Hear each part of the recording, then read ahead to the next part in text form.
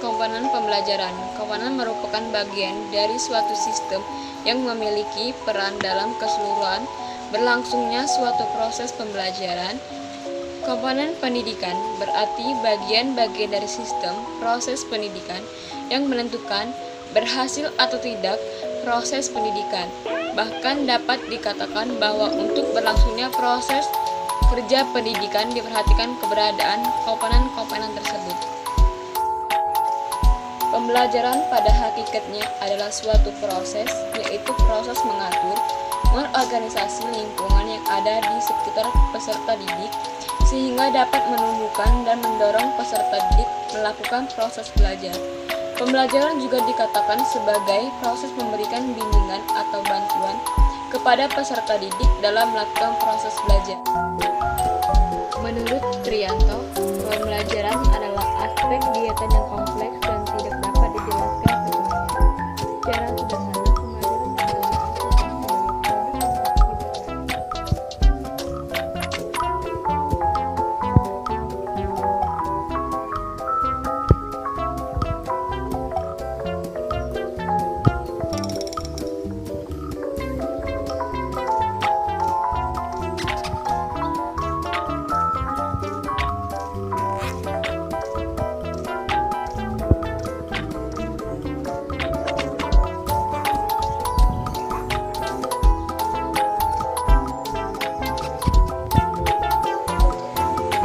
komponen pembelajaran pendidikan anak usia dini terbagi menjadi 6. Yang pertama, tujuan. Program pembelajaran adalah membantu meletakkan dasar ke arah perkembangan, sikap pengetahuan, keterampilan, dan kreativitas yang diperlukan oleh peserta didik untuk menyesuaikan diri dengan lingkungan dan untuk pertumbuhan perkembangan pada tahap berikutnya. Kedua adalah standar kompetensi. Menurut Suyadi tahun 2010 halaman 10 bahwa standar kompetensi anak usia dini terdiri dari pengembangan aspek-aspek moral dan nilai agama, sosial, emosional, dan kemandirian, bahasa, kognitif, fisik, motorik, dan seni.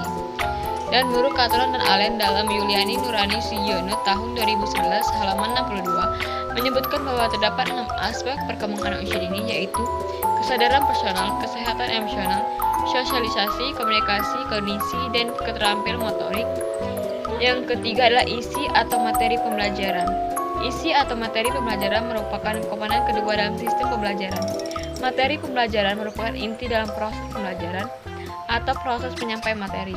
Setting pembelajaran yang berorientasi pada pencapaian tujuan atau kompetensi, tugas, dan tanggung jawab pendidik bukanlah sebagai sumber belajar.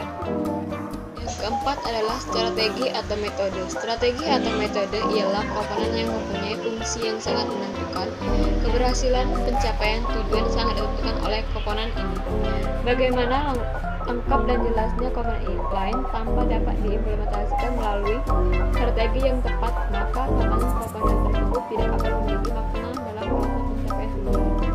Oleh karena itu,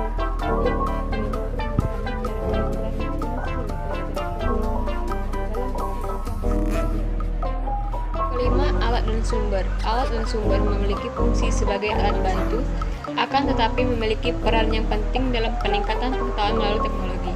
Menurut Ahmad D. Marimba dalam Syekhul Beda Jamra dan Ashwan Azaid tahun 2002 halaman 54 bahwa alat adalah segala sesuatu yang dapat digunakan dalam rangka mencapai tujuan pengajaran. Sebagai segala sesuatu yang dapat digunakan dalam mencapai tujuan pengajaran, alat mempunyai fungsi, yaitu alat sebagai perlengkapan, alat sebagai pembantu mempermudah usaha mencapai tujuan, dan alat sebagai tujuan.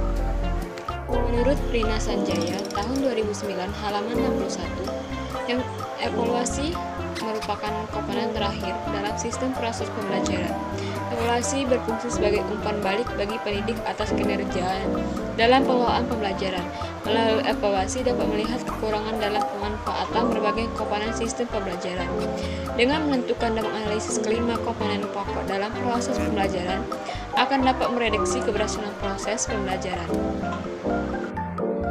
Menurut Suyadi tahun 2010, halaman 15, komponen pendidikan anak usia dini atau PAUD terdiri dari 3. Yang pertama, peserta didik, yang kedua, pendidik, dan yang terakhir adalah pembelajaran.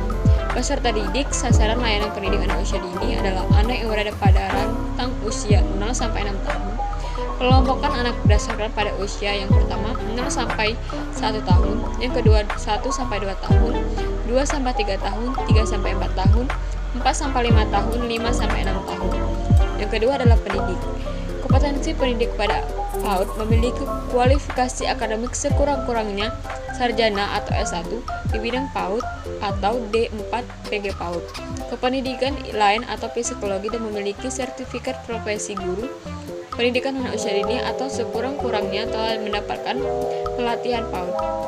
Rasio perbandingan antara pendidik dan jumlah peserta didik yang diampu ada 3. Yang pertama usia 0 sampai 1 tahun, 1 pendidik adalah 3 peserta didik. Usia 1 sampai 3 tahun, 1 pendidik adalah 6 peserta didik.